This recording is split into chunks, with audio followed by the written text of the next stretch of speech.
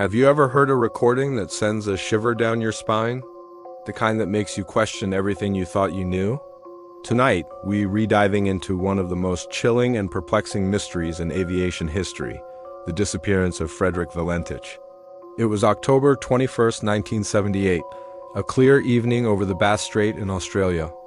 20-year-old pilot Frederick Valentich was on a routine training flight in his single-engine Cessna. He was an experienced pilot with over 150 hours of flight time, but what happened next was anything but routine. At 7:06 p.m., Valentich radioed Melbourne Air Traffic Control. His voice, at first calm, reported something strange. He saw an unidentified aircraft about 4,500 feet above him. He described it as large, elongated, and moving at high speed. He couldn't make out what it was. The air traffic controller, Steve Roby, checked his radar. There were no other aircraft in Valentich's vicinity, none at all. This is where the story takes a turn from strange to utterly terrifying. Valentich reported that the object was orbiting above him. He described it as having a green light and a shiny, metallic surface. It wasn't an aircraft. His voice on the radio transmission, which you can still listen to today, grows more and more agitated.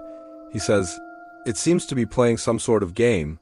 He's flying over me 2-3 times at a time at speeds I can't identify." Then the situation escalates.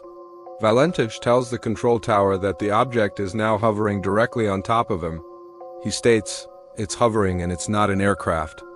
These are some of his last coherent words. The transmission is then interrupted by a series of strange, metallic, scraping sounds. A 17-second burst of inexplicable noise.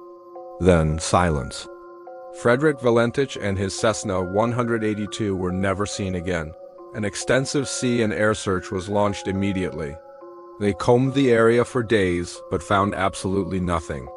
No wreckage, no oil slick, no sign of the pilot or his plane. It was as if they had simply vanished into thin air. So what happened? The official investigation concluded the cause was undetermined, but that hasn't stopped the theories from flying. The most prominent one, fueled by Valentich's own words, is that he encountered a UFO. His father revealed that Frederick had a deep interest in UFOs and had even seen them before. Could he have been one of the very few to have a close encounter that ended in abduction? Skeptics offer other explanations.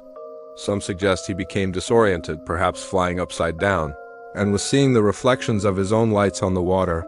They argue the scraping noises were simply the sound of his microphone sticking open. But would an experienced pilot make such a fundamental error? And how does that explain the complete disappearance of the aircraft?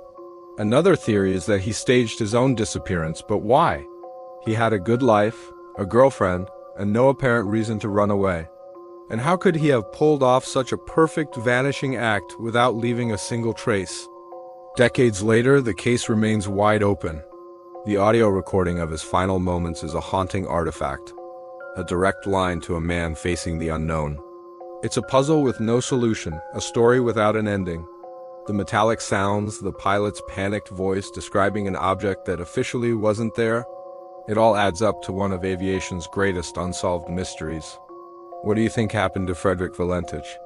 Was it a simple pilot error, a planned escape, or something truly from another world? Let me know your theories in the comments below. Thanks for watching, and don't forget to subscribe for more journeys into the unknown.